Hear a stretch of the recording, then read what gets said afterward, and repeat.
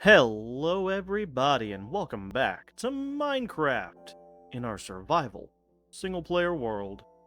And today we're going to be picking up on improvements to the village. I really want to start the push to get this starter village complete. Which means that blacksmith house is coming up very soon. This temporary smelter setup is going away.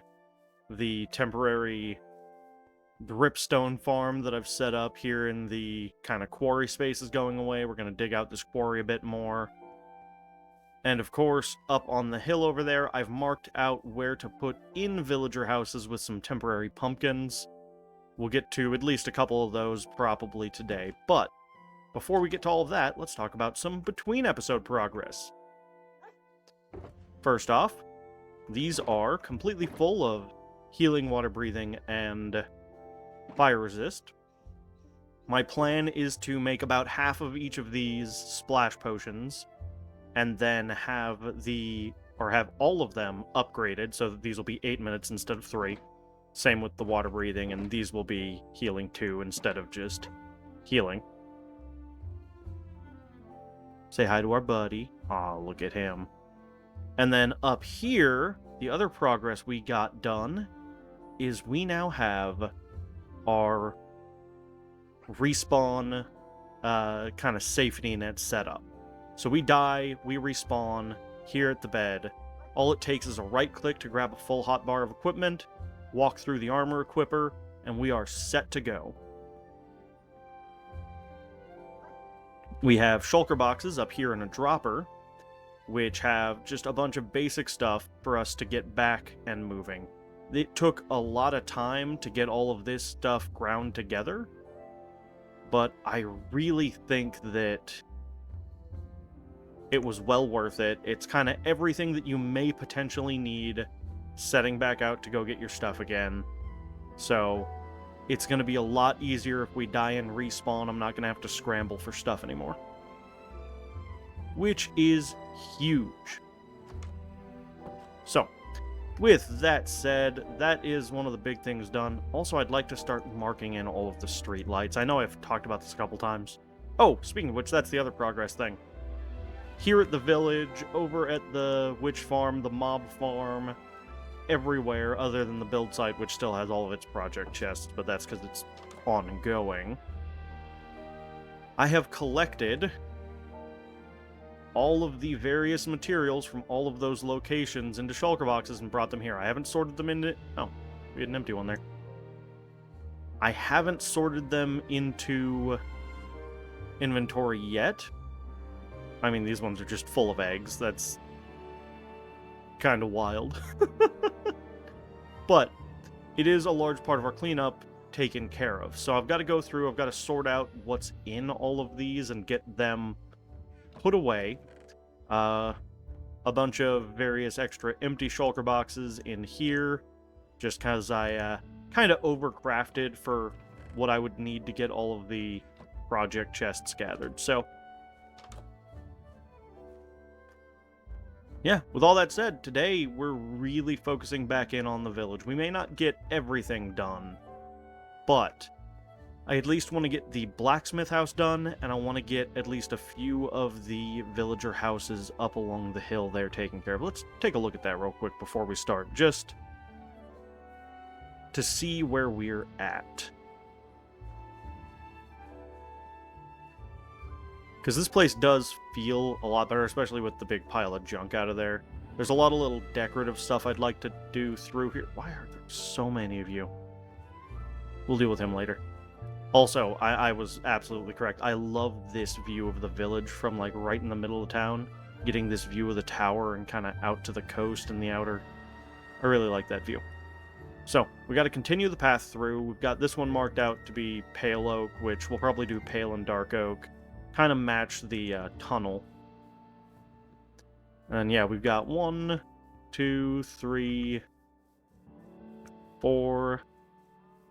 5, which is going to have the pathway come along this way, 6, and 7 more, which is actually not a lot. These things don't take a lot of materials to throw together, so we may actually be able to knock through most of these today. The hardest part is just going to be bringing all of the villagers over. Once that's done, of course, we can decommission that villager breeder, or move it somewhere else so it's not directly under the greenhouse. But it's another project to come back to. And then we've got to do all of our cliff facing along the back cliff edge, and I'd like to carry that on to the larger front cliff face here. If along basically from there all the way around,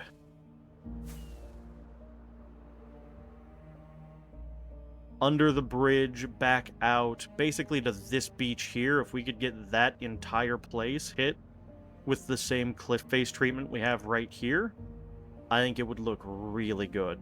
So that's one of the goals that we're going to work towards as well, and some of that's just going to come down to getting the materials, which we're going to probably grab from our big dig site as the andesite and stuff comes available. But that large cliff face is not a today problem, and even that back cliff face isn't really a today problem. Both of those are going to be probably next episode, the episode after, somewhere in there, depends on how long it takes. Oh, and one final update. While we're talking about the big dig, let's just go take a look at how far we are. I haven't been using flashback just because I honestly forgot to turn it on. I'll try to do that moving forward so that we can get sort of the nice time-lapse view of it disappearing. But we can at least take a look and see where we're at. So this entire quarter back here... Oop, we're going to chug a lug as we load in here.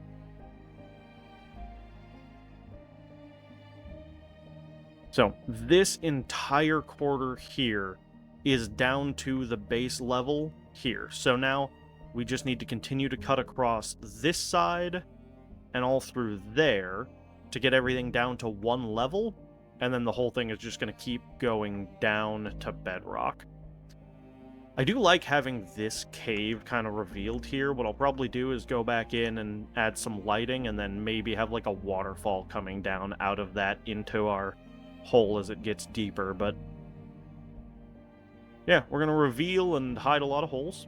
The other thing is, as much as possible, I'm trying to make sure I silk touch every ore we pick up so that we can see at the end how much was in there. It obviously isn't a perfect method because, you know, sometimes you're digging and since everything's insta-mine, you pop one or two.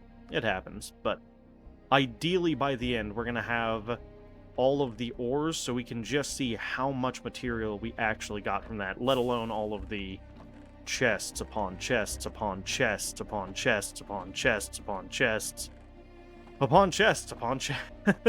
You know, it keeps going. And some of these are actually partially emptied because I've been using these materials. Actually, I've pretty much refilled all of the ones I emptied. This one used to be all wood. This one used to be predominantly wood. This one is still predominantly wood. But I've used a ton of the pale oak between various other projects, including getting all of the chests together for all of our shulker boxes. So, this is our little temporary workstation. I'm totem poling our pillager flags from when pillagers spawn in the hole as well, just so that we'll have a pillager banner totem pole by the time we're done, and we'll be able to see how many pillagers or pillager patrols we fought just in the digging of the hole. So, that is the current Big Dig update. We're going to continue trimming along the outside, and then once everything is down at a consistent level, we're just going to go in. I've tried to keep it somewhat natural. Obviously, a couple cleanup passes are probably going to be needed to make it look a little better, but there's a lot of digging to do. We can do the cleanup later. So, yeah, with all of that said, I am going to head back over to the village, get some materials ready, and then we are going to start getting some village progress done. For the first time in a little while, we've been kind of out of touch with the village, working on other infrastructure stuff. Mob farm. Oh, you can barely see the witch farm over the hill there. So, Shulkerbox farm, getting all of the groundwork laid, and we still need to go make a gold farm in the nether at some point, which is a whole nother thing. I've got a very fun idea, I think, for the gold farm. For the video we're going to do for that. It's, I'm a small channel. I can do weird stuff occasionally, and weird stuff is what we're going to do. But we'll get to that. For now, we're going to focus on getting started on the village. I'd really like to see this project wrapped up, cleaned up, and ready to be moved on from, because we have so many other things to do. And man, I love these shaders and I love Voxy, and together you just get such a great view. Alright, I've rambled way farther than I intended to, so I'll meet you once we get a little bit of progress done.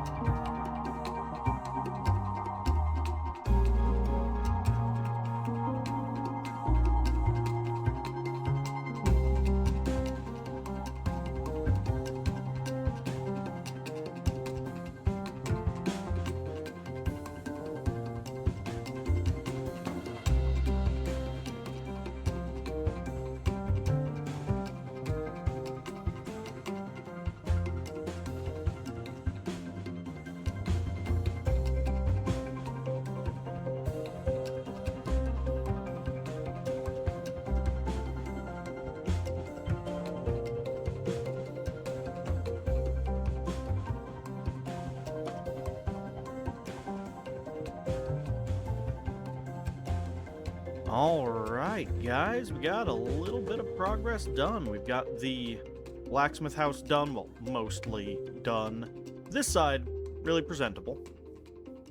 I think it looks good. We added the dormers and the chimney, and we have the arch above the window and the door. This side has the workshop, obviously, and then we have another nice little arched over window up top there. This side, we just have a nice, two parallel windows, same kind of arch style, so it's consistent, but it's a little different because instead of the large window like over there or up top, we've got the smaller windows. So that's good. This side really quickly kind of butts up against this cliff, so I'm deciding what I want to do with it. I could push the entire cliff face back a little bit, and then make a, storage area, something like that. I was also thinking we could just pop out like an open window in here, sort of drive-through style, but have a kind of path along here so that when people want to, order stuff that's in storage here at the blacksmith for, work here at the quarry, it's just kind of a easier process. But then again, it would just be faster to walk in the front door, so, Also, there's nothing inside of here yet other than the indication of where that chimney's at, and yeah, a lot of big open space. What we're going to use the inside of this for, I'm not sure. I just really wanted to have the building in place.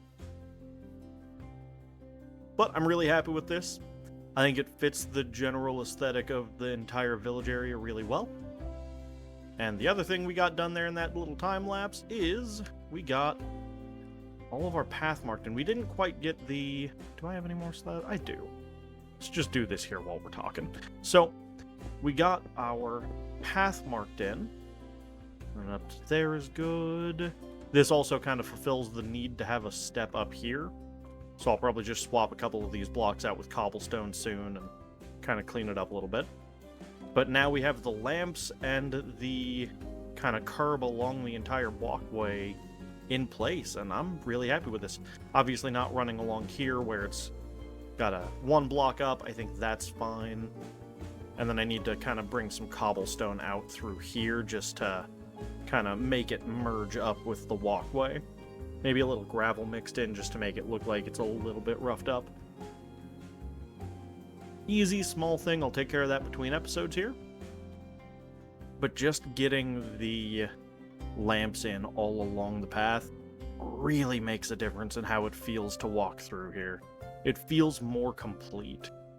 And then obviously got to do a path up to the door here as well. But we can do that.